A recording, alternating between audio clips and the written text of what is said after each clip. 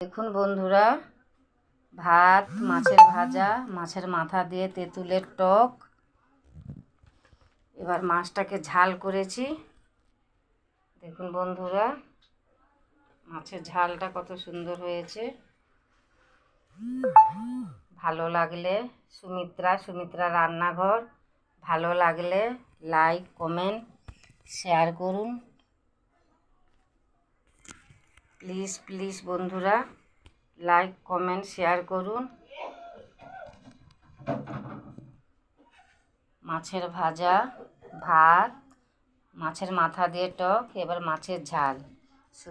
সুমিত্রা রান্নাঘর ভালো লাগলে লাইক, কমেন্ট, শেয়ার করুন। আশা করি বন্ধুরা ভালো আছেন। Please subscribe, like, comment, share করুন। প্লিজ সুমিত্রা রান্নাঘর।